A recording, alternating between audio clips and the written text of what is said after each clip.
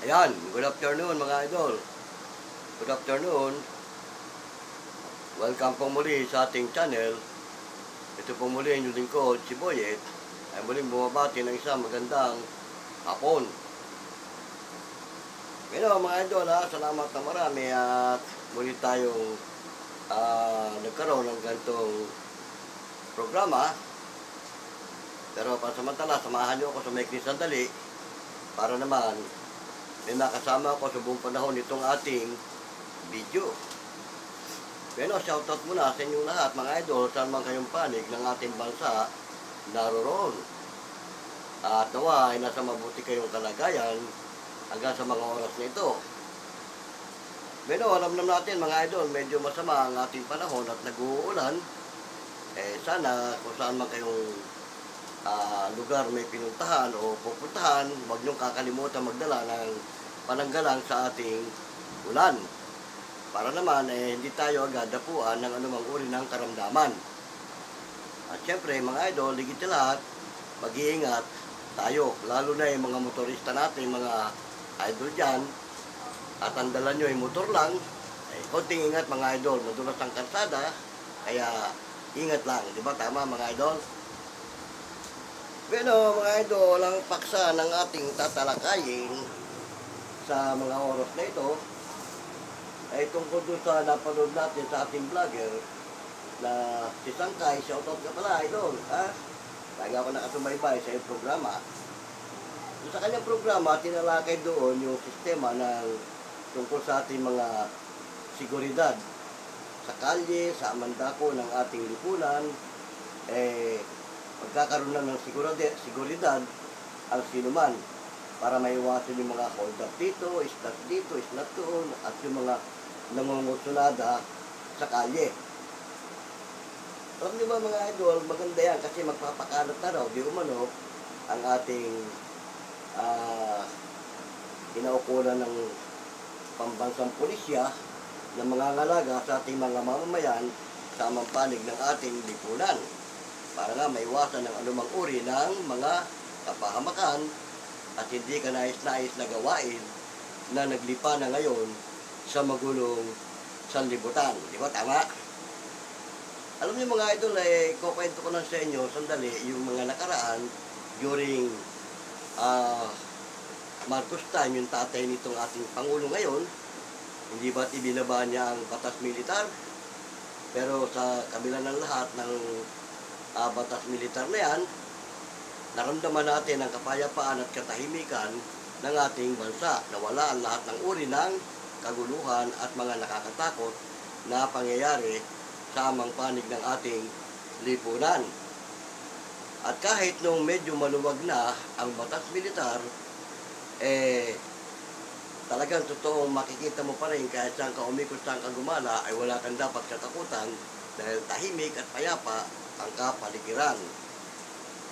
Pero sa panahon natin mga idol, sa ngayon, pwedeng gayahin ng ating Pangulong Bongbong yung strategy ng kanyang ama na bukod sa mga nakakalat na kapulisan, dahil ngayon hindi naman military takeover, mga pulis ang ikakalat sa kalsada para mga laga ng kapayapaan at katahimikan, pwedeng gayahin niya yung strategy ng kanyang Pangulo, ng kanyang ama, nung kasalukuyang ito ay Pangulo pa, na bukod sa mga militaring nakakalat sa kalsada, meron siya mga itinalagang secret marshal sa mga sasakyan at may iba pang dako ng ating lipunan na nagmamatsyag sa mga hindi ka nais-nais na gawain ng mga masasamang tao. Pwede niyang gawin yun mga idol kasi unang-una, lalo sa mga sasakyan, yan, malimit yan, holdapan. Sa mga mataong lugar naman, yung snatch, yung mga snatcher, yung mga mandurukot at mga holdapper. Yan, kung bukod sa mga nakakalat na pulis at meron tayong mga secret marshal, mabilis, matitimbog ang sinuman gagawa ng anumang uri ng kasamaan. Di ba? Tama? Kasi, halimbawa, dito sa isang lugar, mataong lugar, yung mga secret marshal na nakatalaga dyan, hindi mo makikilala dahil yan mga nakasibilyan din. O nakikihalubilo yan, akala mo tao lang din. Lalo sa mga mataong lugar, mga pamilihan o kung saan pa man. Yan. Kasi kung may mga pulis na nakakalat sa mga karsada, normal yon. At yun ang kakatakutan ng mga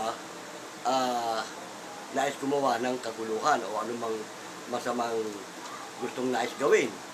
Pero pagdating sa loob ng mga mall, sa loob ng mga pamilihan, sa mga sasakyan, andyan ang karamihan ng secret marshal. O, nakikihalubilo yan na kunwari, nakikipamili, nakikishopping, pero hindi mo alam, yan ang binabantayan yan, yung mga shoplifter at iba pang mga mandarambong sa loob ng mga mall. Kaya hindi sa ating mga sasakyan. Yan pwedeng gawin ng ating Pangulo sa kasalukuyan. Although, hindi naman tayo batas militar. Kaya nga, palibasa hindi naman tayo batas militar, mga pulis lang ang makikita natin ipapakalat sa kalye.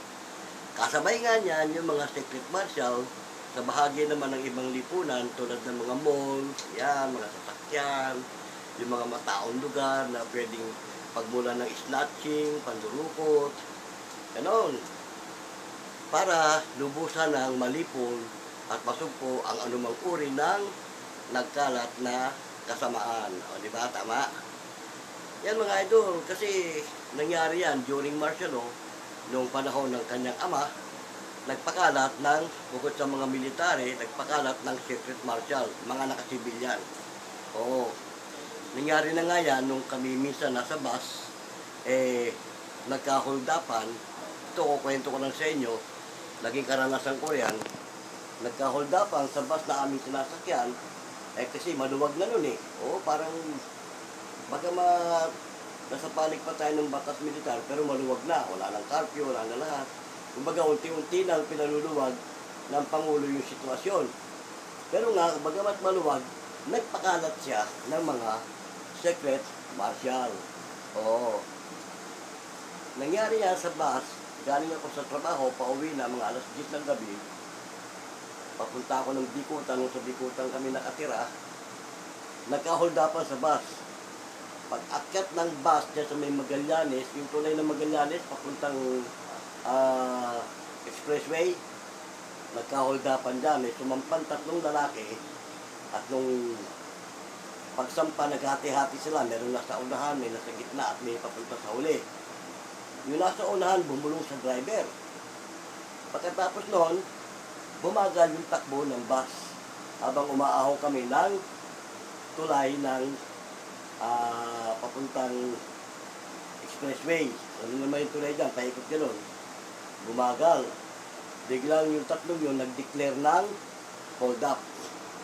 So, sa madalit sabi, palibasa, nasa loob kami ng bus, pag-declare ng hold up, nagkagulo mga tao, nagpanik.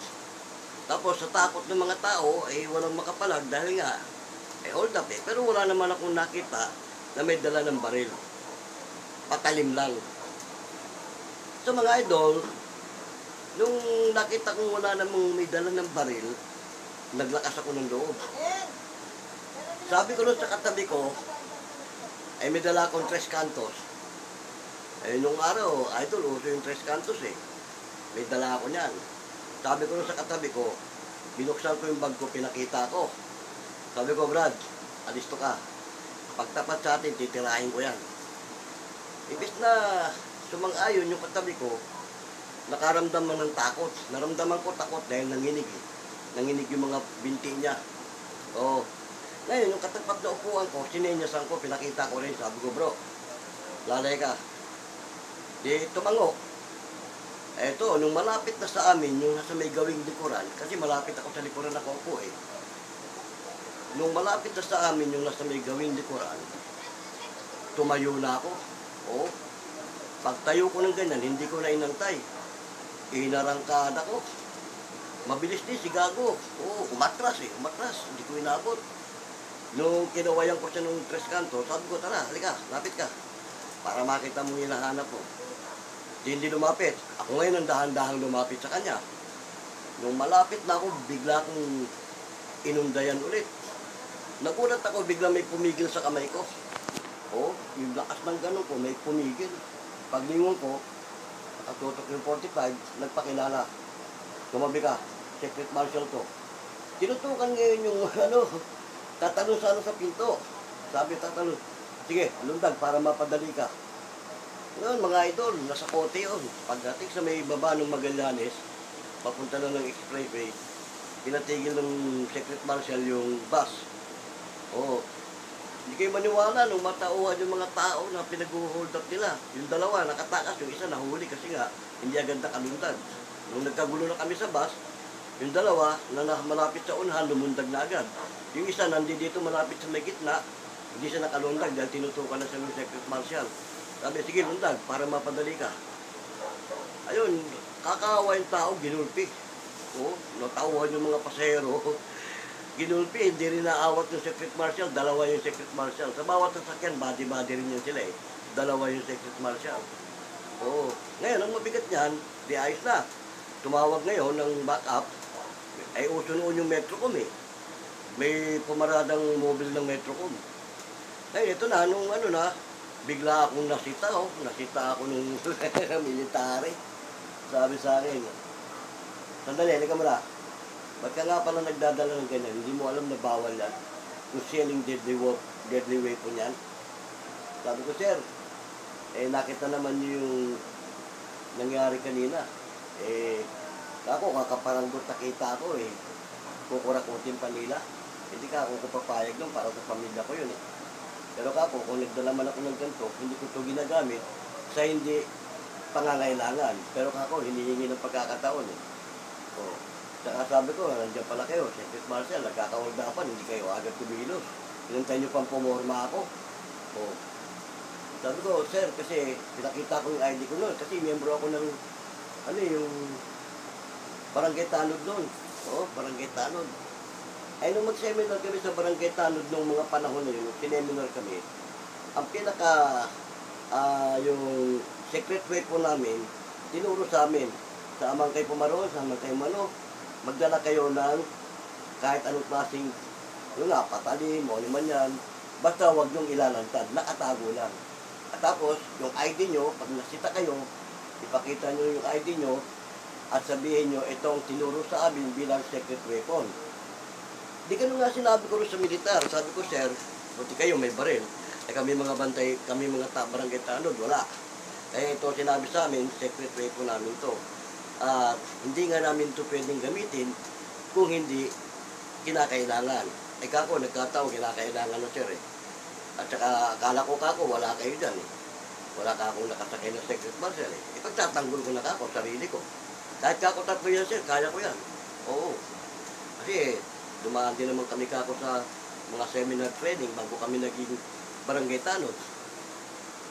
Ayun, sabi nung sige, ganito na lang.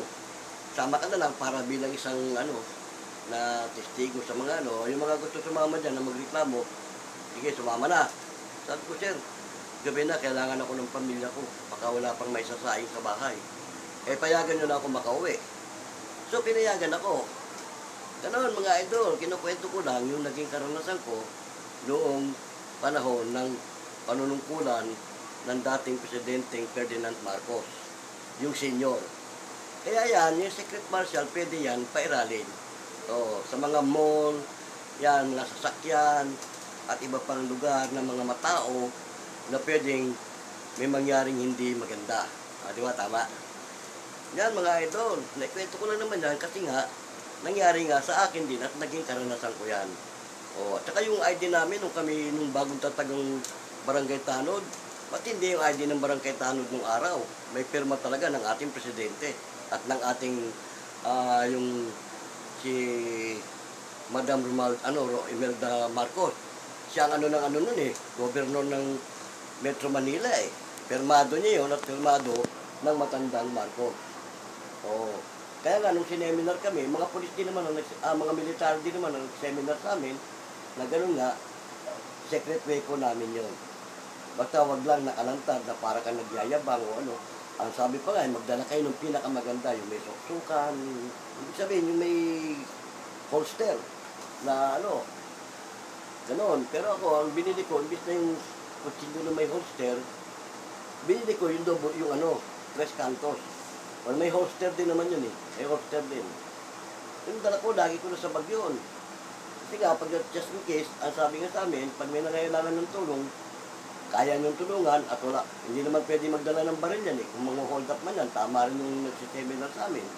Kasi ang may karapatan na magdala ng baril, military. O, maaaring may dala yan, mga patalim din. Para meron naman kayong panapat kung sakali. Kaya yun. Oo. Yun, nagamit ko yun. First time ko nagawa yun. Nung nangyari nga, nung nagka-hold-upan dyan sa may lugar ng Magallanes. Yung flyover dyan paakyat.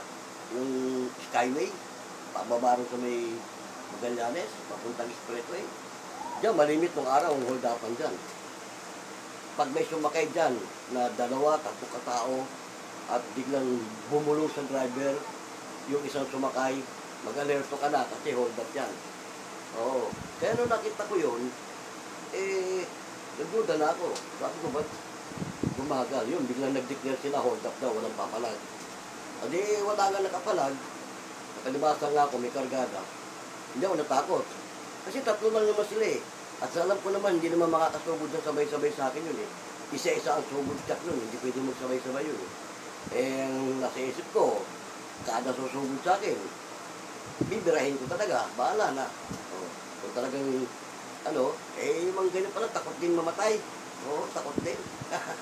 Nung arangkadahin ko, umatras, kinakawayan ko pa yung Tres Cantos. Sabi ko, liga, takot din eh. Kaya nung pangalawang sinugod ko na, yun na, siguro, kumilot na yung secret marshal ang nasa likuran ko. Mga secret marshal, sa likod na kaupo yan eh. Para tanaw lahat ng tao. Ganon din naman yung sinabi sa amin. Huwag kayong umupo sa gitna, huwag kayong umupo sa unahan, sa likod ng upo nyo para tanaw nyo lahat ang galaw ng tao. Ayun, hindi ko alam, doon pala sa panguling upuan, doon pala nakaupo yung 2 secret marshal, hindi ko alam.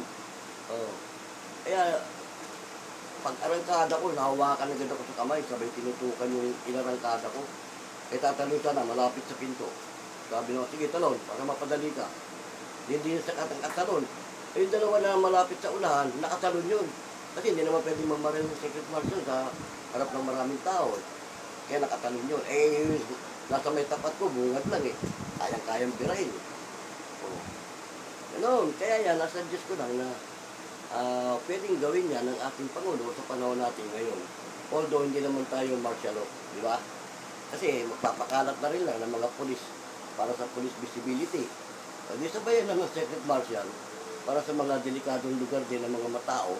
Ang importante dyan, yung mga mall. Yan, yung mga mataong lugar, mga sasakyan. Oo, ganun. Kahit sa lugar ng Divisoria, maraming snatcher dyan. Tumiklop. Kasi yung isa kong bilas, miyembro ng secret marshal. Oo, nung nauso secret marshal sa maghapon, pinakapayat na natutumba dyan, 10 katao. Mga snatcher, mandurukot, hold upper. Doon. Kaya pwedeng gawin niya ng ating kasalukuyang Pangulo kung gugustuhin niya. Pero kung ayaw naman niya, police visibility lang, pwede rin naman. Di ba? Tama mga idol yan, napagkukwentuhan lang naman natin dahil kasi nga, itong inyong lingkod, palibasa sa inyo na rin tayo, marami na rin tayo napagdaanan, ilang Pangulo na rin nung nagdaan, kagaya nga nung idol natin na nagbablog, wala pang iba nakagawa sa mga ginawa ng ating Pangulo. Sa ngayon, sa mga nagdaang Pangulo. Di ba? Tama. Okay na, salamat ng marami at sa likod sandali itong ating kwentuhan, sinamahan niyo ako. At nawa ay nakapulot kayo ng konting idea sa ating napagkwentuhan at sana ay makatulong ito sa ating mga kinaukulan para naman lubusan ng maging mapayapa ang ating bansa. Maganda yung layunin ng ating pamahalaan na maglagay na ng mga pulis sa lansangan kung saan pa man. Para kasi naglaganap na nga naman lahat ng uri ng kasamaan at yung mga adik. O, di ba? Okay na. Kung meron kayong mga comment, mga idol, lagay nyo lang dyan sa comment section. At kung meron kayong mga katanungan. O, hanggang sa muli, yung lingkod, si Boyet, paalam!